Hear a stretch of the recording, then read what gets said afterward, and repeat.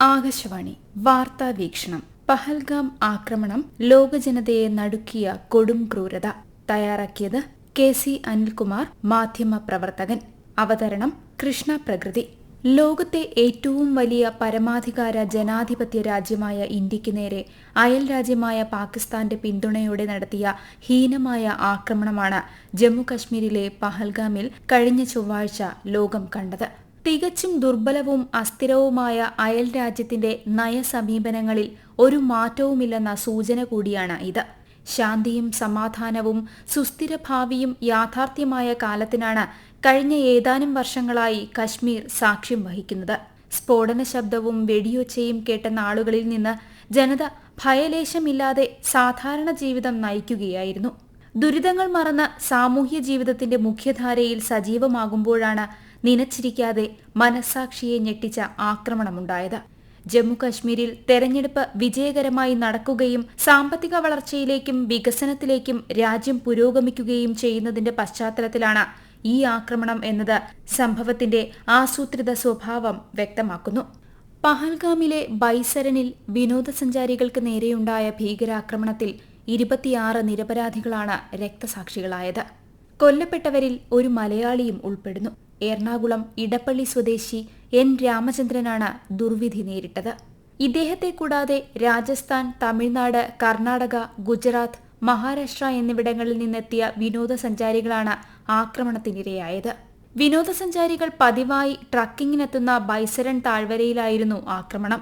അജ്ഞാതരായ തോക്കുധാരികൾ വിനോദസഞ്ചാരികൾക്ക് അടുത്തുവന്ന് വെടിയുതിർക്കുകയായിരുന്നു.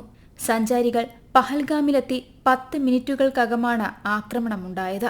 അപ്രതീക്ഷിത ആക്രമണത്തിൽ നിരപരാധികളായ പുരുഷന്മാർ കുടുംബാംഗങ്ങൾക്ക് മുൻപിൽ വെടിയേറ്റ് വീഴുന്ന ദയനീയ ചിത്രം ഏറെ നാൾ നമ്മെ അലോസരപ്പെടുത്തും. ആക്രമണത്തിന്റെ പശ്ചാത്തലത്തിൽ ജമ്മുകശ്മീരിൽ സുരക്ഷ വർദ്ധിപ്പിച്ചു. സുരക്ഷാസേനയും ജമ്മുകശ്മീർ പോലീസും സംയുക്തമായാണ് പ്രവർത്തിക്കുന്നത്. ഭീകരാക്രമണത്തിന് പിന്നാലെ നയതന്ത്ര തലത്തിൽ കൃത്യവും ആസൂത്രിതവുമായാണ് ഇന്ത്യ പ്രതികരിച്ചത്. അട്ടാരിയിലെ ഇന്ത്യ പാകിസ്ഥാൻ അതിർത്തി പൂർണ്ണമായും അടച്ചതുൾപ്പെടെയുള്ള തീരുമാനങ്ങളാണ് പ്രധാനമന്ത്രിയുടെ നേതൃത്വത്തിൽ ചേർന്ന സുരക്ഷാ സമിതി യോഗത്തിലെടുത്തത്. പാകിസ്ഥാനുമായുള്ള 1960-ലെ സിന്ധു നദീജല കരാർ മരവിപ്പിച്ചു. നിലവിൽ ഇന്ത്യയിലുള്ള എല്ലാ പാക് പൌരന്മാരുടെയും വീസ റദ്ദാക്കി. എല്ലാ പാക് പൌരന്മാരും 48 മണിക്കൂറിനുള്ളിൽ ഇന്ത്യ വിടണം. ഇനി പാക് പൌരന്മാർക്ക് വീസ നൽകില്ല. സാർക്ക് വീസ ഇളവ് പദ്ധതി പ്രകാരം വീസ ലഭിച്ച എല്ലാ പാകിസ്ഥാൻകാരുടെയും വീസ റദ്ദാക്കിയിട്ടുണ്ട്.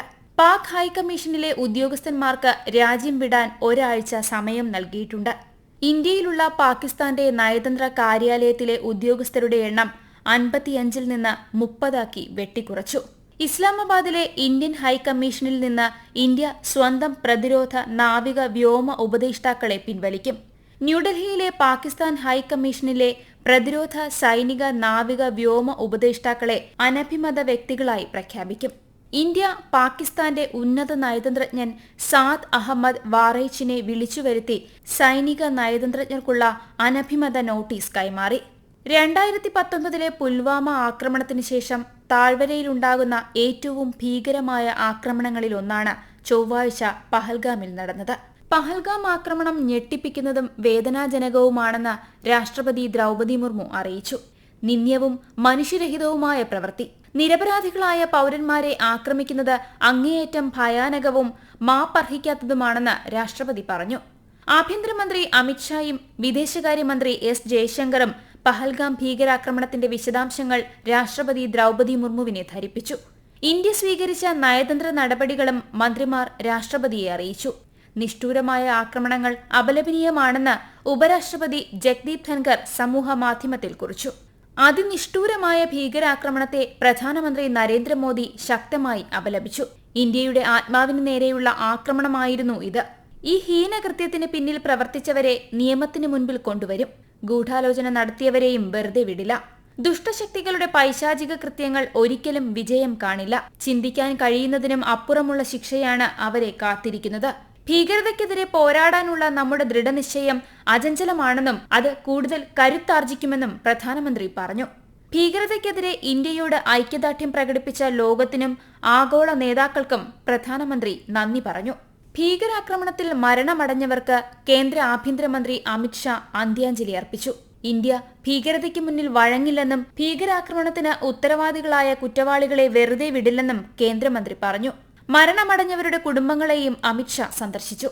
ഭീകരാക്രമണ സ്ഥലം സന്ദർശിച്ച കേന്ദ്ര ആഭ്യന്തരമന്ത്രി ഉദ്യോഗസ്ഥരിൽ നിന്ന് സംഭവത്തെക്കുറിച്ച് വിശദമായി മനസ്സിലാക്കി. ഭീകരാക്രമണത്തിൽ പ്രിയപ്പെട്ടവരെ നഷ്ടപ്പെട്ട കുടുംബങ്ങളോട് രക്ഷാമന്ത്രി രാജ്നാഥ് സിംഗ് അഗാധമായ അനുശോചനം രേഖപ്പെടുത്തി. അങ്ങേയറ്റം മനുഷ്യത്വരഹിതമായ ഈ പ്രവൃത്തിക്ക് ഉചിതമായ പ്രതികരണം ഉണ്ടാവുമെന്ന് അദ്ദേഹം വ്യക്തമാക്കി. അതിർത്തി കടന്നുള്ള ഭീകരതയ്ക്കെതിരെ പോരാടുന്നതിൽ രാജ്യം മുഴുവൻ ഒറ്റക്കെട്ടാണെന്ന് കോൺഗ്രസ് പ്രസിഡന്റ് മല്ലികാർജുൻ ഖാർഗെ പറഞ്ഞു. നിഷ്ഠൂരമായ ആക്രമണങ്ങൾ മനുഷ്യരാശിയുടെ മേലുള്ള കളങ്കമാണെന്ന് അദ്ദേഹം അഭിപ്രായപ്പെട്ടു. പഹൽഗാമിലെ ഭീരുത്വം നിറഞ്ഞ ഭീകരാക്രമണം അങ്ങേയറ്റം അപലപനീയവും ഹൃദയഭേദകവുമാണെന്ന് പ്രതിപക്ഷ നേതാവ് രാഹുൽ ഗാന്ധി പറഞ്ഞു. ഭീകരതയ്ക്കെതിരെ രാജ്യം മുഴുവൻ ഒറ്റക്കെട്ടാണെന്ന് അദ്ദേഹം പറഞ്ഞു. പഹൽഗാമിൽ നടന്ന ക്രൂരമായ ഭീകരാക്രമണത്തെ കോൺഗ്രസ് വർക്കിംഗ് കമ്മിറ്റി ശക്തമായി അപലപിച്ചു. ആക്രമണത്തിന് പിന്നിൽ പാകിസ്ഥാനാണെന്ന് CWC കുറ്റപ്പെടുത്തി. പഹൽഗാം ഭീകരാക്രമണത്തെ തുടർന്ന് പാകിസ്ഥാനെതിരെ മന്ത്രിസഭാ സമിതി സ്വീകരിച്ച നടപടികൾക്ക് ന്യൂഡൽഹിയിൽ ഇന്നലെ ചേർന്ന സർവകക്ഷിയോഗം പിന്തുണയറിയിച്ചു. ഭീകരതയ്ക്കെതിരായ പോരാട്ടത്തിൽ സർക്കാരിന് പൂർണ്ണ പിന്തുണ ഉറപ്പു നൽകി. വിവിധ രാഷ്ട്രീയ പാർട്ടികളിൽ നിന്നുള്ള 15 നേതാക്കൾ യോഗത്തിൽ പങ്കെടുത്തു. ലോകമെമ്പാടുമുള്ള നിരവധി സർക്കാരുകൾ ഈ ഭീകരപ്രവർത്തനത്തെ അസന്ദിഗ്ധമായി അപലപിച്ചുകൊണ്ട് ഇന്ത്യയ്ക്ക് ശക്തമായ പിന്തുണയും ഐക്യദാർഢ്യവും പ്രകടിപ്പിച്ചിട്ടുണ്ട്. വിദേശകാര്യ മന്ത്രാലയത്തിലെത്തിയ UK, റഷ്യ, US, ചൈന ഉൾപ്പെടെയുള്ള രാജ്യങ്ങളുടെ അംബാസഡർമാരോട് ഭീകരാക്രമണം സംബന്ധിച്ച വിശദാംശങ്ങൾ ഇന്ത്യ പങ്കുവച്ചു. ജമ്മുകശ്മീരിലെ അതിർത്തി കടന്നുള്ള ഭീകരതയ്ക്കെതിരെ പ്രാദേശികവും ആഗോളവുമായ സമവായം കെട്ടിപ്പടുക്കാനുള്ള ഇന്ത്യയുടെ ദൃഢനിശ്ചയത്തെ സൂചിപ്പിക്കുന്ന ഒരു ശ്രദ്ധേയമായ നീക്കത്തിൽ ചൈനീസ് അംബാസഡർ സു ഫെയ്ഹോങ് വിദേശകാര്യ മന്ത്രാലയത്തിൽ കൂടിയാലോചനകളിൽ പങ്കെടുത്തു. അഫ്ഗാനിസ്ഥാനിലെ താലിബാൻ സർക്കാർ ഉൾപ്പെടെ ലോകരാഷ്ട്രങ്ങൾ ഭീകരാക്രമണത്തെ അപലപിച്ച് രംഗത്തെത്തിയത് സംഭവം ലോകമനസാക്ഷിയെ എത്രത്തോളം നടുക്കിയെന്നതിന്റെ തെളിവാണ്. പഹൽഗാമിൽ 26 പേരുടെ മരണത്തിനിടയാക്കിയ ഭീകരാക്രമണത്തെ ഐക്യരാഷ്ട്രസഭ സെക്രട്ടറി ജനറൽ ആന്റോണിയോ ഗുട്ടറസ് ശക്തമായി അപലപിച്ചു.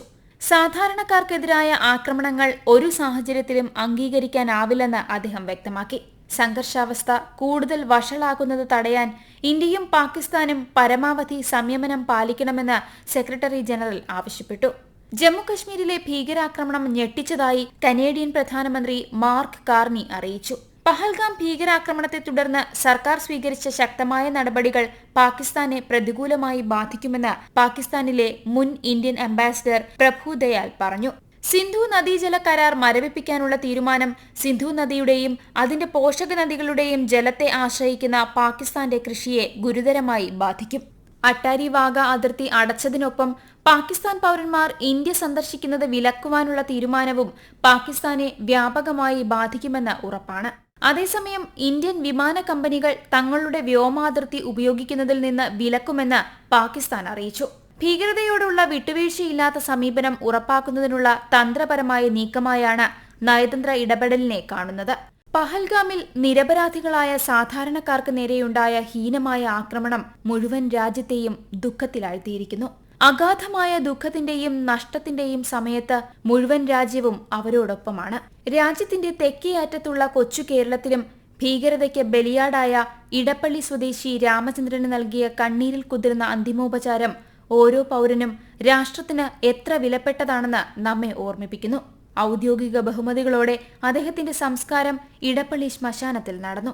പഹൽഗാമിൽ പൊലിഞ്ഞ വിലപ്പെട്ട 26 ജീവനുകൾക്ക് അന്ത്യാഞ്ജലി അർപ്പിച്ചുകൊണ്ട് രക്തസാക്ഷികളായവരുടെ കുടുംബാംഗങ്ങൾക്കൊപ്പം അവരുടെ ദുഃഖത്തിൽ പങ്കുചേരാം.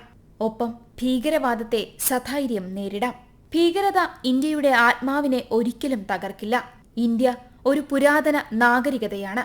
ഇത്രയും ബൃഹത്തായ ഒരു രാജ്യത്തെ ഒരിക്കലും ഇത്തരം ഭീകര പ്രവർത്തനങ്ങൾക്ക് ഭയപ്പെടുത്താൻ കഴിയില്ല. ഭീരുത്വപരമായ ഈ പ്രവൃത്തിക്കെതിരെ ഓരോ ഇന്ത്യക്കാരനും അണിചേർന്ന് ഒറ്റക്കെട്ടായാണ് നിലകൊള്ളുന്നത്. നിങ്ങൾ കേട്ടത് വാർത്താ വീക്ഷണം.